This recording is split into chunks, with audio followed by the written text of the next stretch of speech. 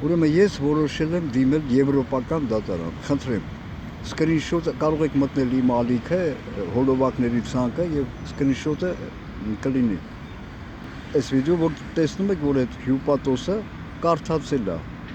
հասկանում եք, նամակները կարդացել է,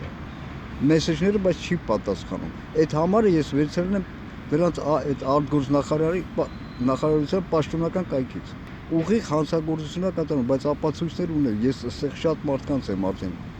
այդ ամեն ինչը պատմել, տվյալները տվել, եթե կարող եք օգնեք,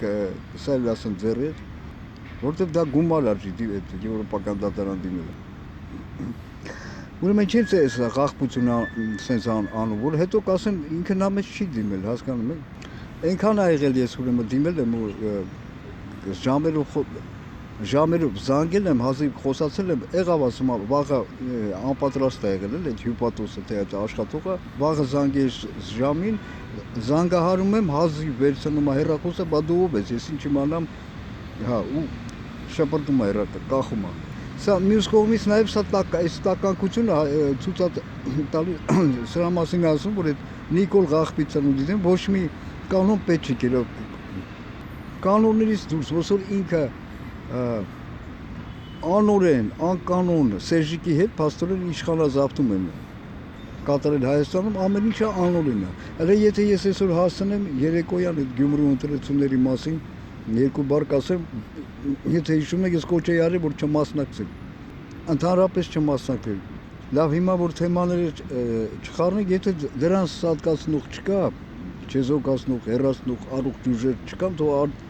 դրսի ուժեր անեն, տվյալ դեպքում բացի Ադրբեջանից էլ ուրիշ ուժ չկա։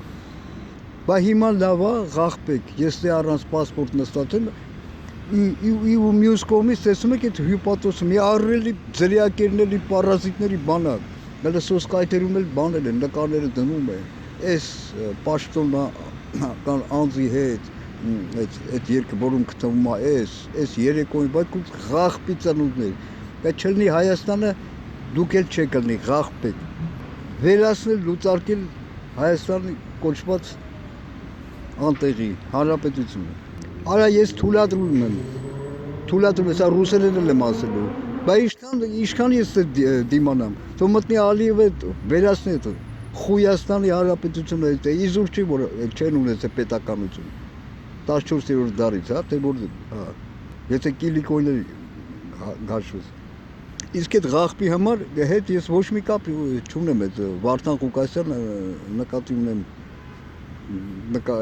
նախկին քաղաքապետին, որ ասում է հանքերը պետք է պետականացնել, բայց խի առաջ չէ, կոմունիստական բան էլի։ Լոզունգներ, բայց նրանք այդ ոչ միայն լոզունգ են, դա պետք է իրականացնել, բայց խի առաջ, երբ որ քաղաքապետերը չէր խոսում։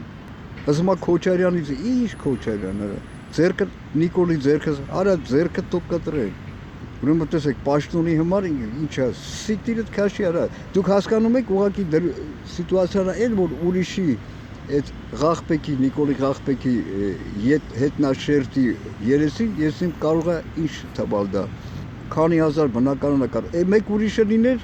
մի 2-0 էլ կավելացնել այդ թվին, որ դու արտասանում ես, քո տեղը ուրիշը, նայած ում է ամեմատես էլի։ Սիկտիր արա։ Բայց հետո տեսնում եք ինչ ղախպություն, ուրեմն ես հստակ տեղեկություններ ունեմ։ Ռուսները, այդ Պանայեխովշիները, այդ ցուցակների մեջ եղել են եւ քվեարկել են Փաշինյանի ղախպակ կուսակցության օգտին, պատկերացնում եք, իսկ բնիկ լենականցիները չեն եղել ցուցակի մեջ։ Դե սա էլ ուրեմն իզուր չէր այդ խոսակցությունը, ըստ երևույթին այդ ծածկ կոչվածը սրանց բանը շանտաժ արել։ Ասել է եթե չեցակ քվեարկեք ղախպա Նիկոլի օգտին մենք ձեզ կդեպորտացնենք, հասկանում եք։ Հա, կամ ով է այդ ցուցակները, ով էր կազմել այդ 110, յետադրիկ 111,000, այդ ով էր կա։ Դե այդ կազմածից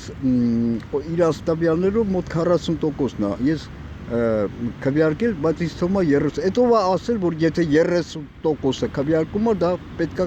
համարել ընտրությունները կայացած։ Այդ ով ասել, Ղախպիցանոց։ Հա, Սերժիկ Ղախպիտակն էլի։ Խաղի կանոն, չէ, խաղի կանոնները էսա։ Ծնողդ կունեմ Սերժիկ։ Ձեռնսակներից կդնեմ Հանրապետության հրապարակում կվառեմ քեզ, կայրեմ, այսա։ Թուղթներ ճակցիդ կդակեմ, այ խաղի կանոնները կիմանաս։